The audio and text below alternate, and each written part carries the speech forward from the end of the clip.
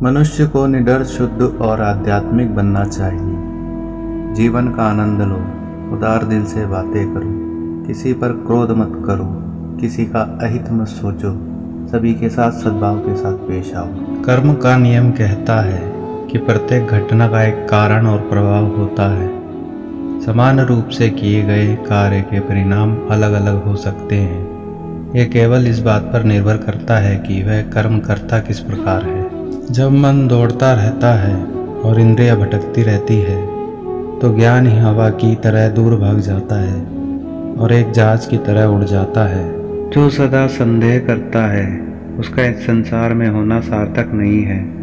थोड़ा थोड़ा करके धैर्य और बार बार प्रयास से आप अपने मन को नियंत्रित कर सकते हैं। डर वास्तविक नहीं है क्योंकि डर की कोई वजह नहीं होती।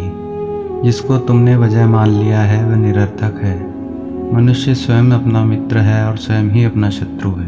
प्रयास कभी बेकार नहीं जाता, ना ही कभी असफल होता है।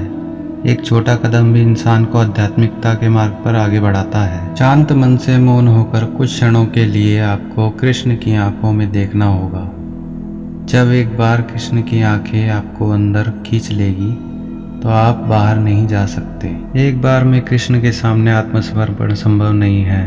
आपको हमेशा थोड़ी और अधिक सेवा करनी होगी। इस तरह आप धीरे धीरे उनके चरण कमलों में समर्पित हो जाएंगे।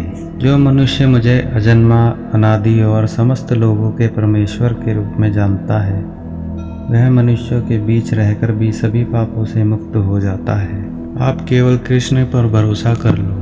अंत में कृष्ण निश्चित रूप से आपका सब कुछ हल कर देंगे, इस तरह जैसे आपने कल्पना भी नहीं की होगी।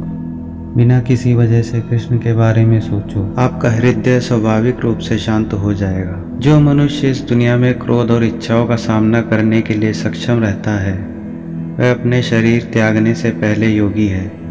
वही सच्चा सुखी इंसान है।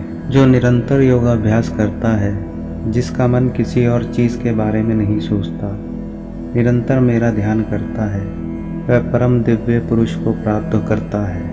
निस्वार्थ प्रेम से मेरी सेवा करने से पुरुष या स्त्री गुणों से परे हो जाते हैं। ऐसा व्यक्ति ब्रह्मा को जानने के योग्य है। ना यजमान और ना ही महर्षि मेरी उत्पत्ति का कारण जानते हैं। उनका निर्माण भी मुझसे ही संभव है।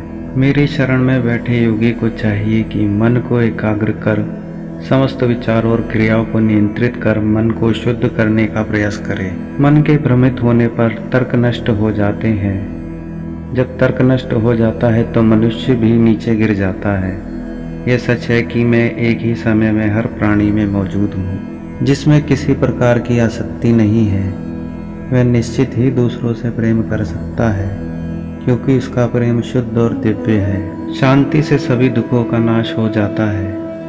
ऐसे शांत चित्त व्यक्ति की बुद्धि पूर्णतः स्थिर हो जाती है। अज्ञानी लोग अपने लाभ के लिए काम करते हैं, बुद्धिमान लोग पृथ्वी के कल्याण के लिए काम करते हैं। जिस प्रकार धूल एक दर्पण को ढक लेती है उसी प्रकार क्रोध बुद्धि को स्पष्ट कर देती है।